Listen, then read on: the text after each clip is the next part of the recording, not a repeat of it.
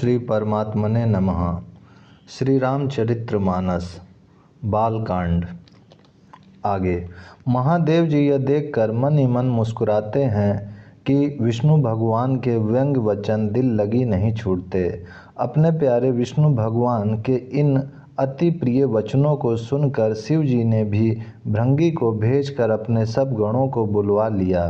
शिव जी की आज्ञा सुनते ही सब चले आए और उन्होंने स्वामी के चरण कमलों में सिर नवाया। तरह तरह की सवारियों और तरह तरह के वेश वाले अपने समाज को देखकर शिव जी हंसे। कोई बिना मुख का है, किसी के बहुत से मुख हैं, कोई बिना हाथ पैर का है तो कोई किसी के कई हाथ पैर हैं, किसी के बहुत आँखें हैं तो किसी के एक भी आँख नहीं है, कोई बहुत मोटा ताजा है तो कोई बहुत ही दुबला पतला है, कोई बहुत दुबला, कोई बहुत मोटा, कोई पवित्र और कोई अपवित्र वेश धारण किए हुए है। भयंकर गहने पहने, हाथ में कपाल लिए हैं और सब के सब शरीर में ताज़ा खून लपेटे हुए हैं। गधे, कुत्ते, सूअर और सियार के से उनके मुख हैं। गणों के अनगिनत वेशों को कौन गिने। बहुत प्रकार के प्रेत, पिशाच और योगिनियों की जमाते हैं, उनका वर्णन करते नहीं बनता। भूत प्रेत नाचते हैं और गाते हैं, वे सब बड़े मौजी हैं, देखने में बहुत ही बेढंग जान पड़ते हैं और बड़े ही विचित्र ढंग से बोलते हैं। जैसे दूल्हा है अब वैसे ही बारात बन गई है। मार्ग में चलते हुए भांति भांति के कौतुक तमाशे होते जाते हैं। इधर हिमाचल ने ऐसा विचित्र मंडप बनाया कि जिसका वर्णन नहीं हो सकता। जगत में जितने छोटे बड़े पर्वत थे जिनका वर्णन करके पार नहीं मिलता, तथा जितने वन, समुद्र, नदियाँ और तालाब थे, हिमाचल ने सबको न्योता भेजा। वे सब अपने इच्छा अनुसार रूप धारण करने वाले सुंदर शरीर धारण कर सुंदरी स्त्रियों और समाजों के साथ हिमाचल के घर गए। सभी स्नेह सहित मंगल गीत गाते हैं। हिमाचल ने पहले ही से बहुत से घर सजवा रखे थे। यथा योग उन स्थानों में सब लोग उतर गए। नगर की सुंदर शोभा देखकर ब्रह्मा की रचना चातुरी भी तुच्छ लगती थी। नगर की शोभा देखकर ब्रह्मा की निपुणता सचमुच तुच्छ लगती है। वन, बाग, कुएं, तालाब, नदियाँ सभी सुंदर हैं, उनका वर्णन कौन कर सकता है। घर घर बहुत से मंगल सूचक तोरण और ध्वजा पताकाएं सुशोभित हो रही हैं। वहाँ के सुंदर और चतुर स्त्री पुरुषों की छवि देखकर मुनियों के भी मन मोहित हो जाते हैं। जिस नगर में स्वयं जगदम्बा ने अवतार लिया, क्या उसका वर्णन हो सकता है। वहाँ रिद्धि सिद्धि, संपत्ति और सुख नित्य नए बढ़ते जाते हैं। बारात को नगर के निकट आई सुनकर नगर में चहल पहल मच गई, जिससे उसकी शोभा बढ़ गई। अगवानी करने वाले लोग बनाव श्रृंगार करके तथा नाना प्रकार की सावरियों को सजाकर आदर सहित बारात को लेने चले। देवताओं के समाज को देखकर सब मन में प्रसन्न हुए और विष्णु भगवान को देखकर तो बहुत ही सुखी हुए। किंतु जब शिव जी के दल को देखने लगे तब तो उनके सब वाहन सांवरियों के हाथ, घोड़े, रथ, बैल आदि डर कर भाग चले। कुछ बड़ी उम्र के समझदार लोग धीरज धरकर वहां डटे रहे। लड़के तो सब अपने प्राण लेकर भागे।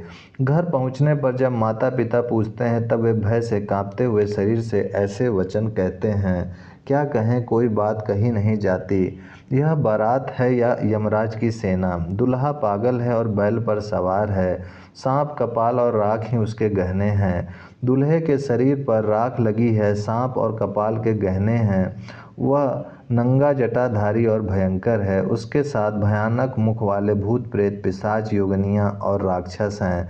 जो बारात को देखकर जीता बचेगा सचमुच उसके बड़े ही पुण्य हैं और वही पार्वती का विवाह देखेगा। लड़कों ने घर घर यही बात कही। महेश्वर शिव जी का समाज समझकर सब लड़कों के माता पिता मुस्कुराते हैं। उन्होंने बहुत तरह से लड़कों को समझाया कि निडर हो जाओ, डर की कोई बात नहीं है। अगवान लोग बारात को लिवा लाए। उन्होंने सबको सुंदर जनवासे ठहरने को दिए। मैना पार्वती जी की माता ने शुभ आरती सजाई और उनके साथ की स्त्रियां उत्तम मंगल गीत गाने लगीं। सुंदर हाथों में सोने का थाल शोभित है, इस प्रकार मैना हर्ष के साथ शिव जी का परछन करने चली। जब महादेव जी को भयानक वेश में देखा तब तो स्त्रियों के मन में बड़ा भारी भय उत्पन्न हो गया। बहुत ही डर के मारे भागकर वे घर में घुस गईं और शिव जी वहाँ जनवासा था वहाँ चले गए। मैना के हृदय में बड़ा दुख हुआ। उन्होंने पार्वती जी को अपने पास बुला लिया और अत्यंत स्नेह से गोद में बैठाकर अपने नील कमल के समान नेत्रों में आंसू भरकर कहा, जिस विधाता ने तुमको ऐसा सुंदर रूप दिया, उस मूर्ख ने तुम्हारे दूल्हे को बावला कैसे बनाया। जिस विधाता ने तुमको सुंदरता दी, उसने तुम्हारे लिए वर बावला कैसे बनाया। जो फल कल्प वृक्ष में लगना चाहिए वह जबरदस्ती बबूल में लग रहा है। मैं तुम्हें लेकर पहाड़ से गिर पड़ूंगी, आग में जल जाऊंगी या समुद्र में कूद पड़ूंगी। चाहे घर उजड़ जाए और संसार भर में अपकीर्ति फैल जाए, पर जीते जी मैं इस बावले वर से तुम्हारा विवाह ना करूंगी। हिमाचल की स्त्री मैना को दुखी देखकर सारी स्त्रियां व्याकुल हो गईं।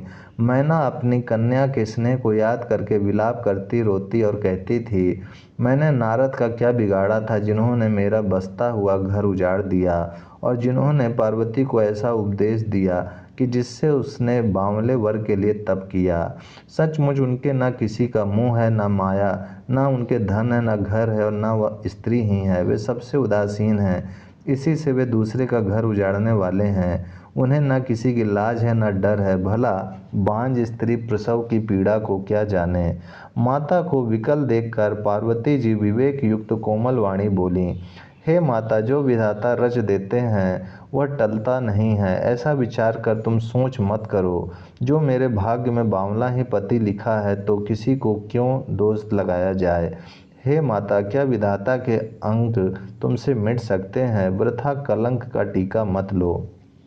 हे माता, कलंक मत लो, रोना छोड़ो। यह अवसर विषाद करने का नहीं है। मेरे भाग में जो दुख सुख लिखा है उसे मैं जहाँ जाऊँगी वहाँ पाऊँगी।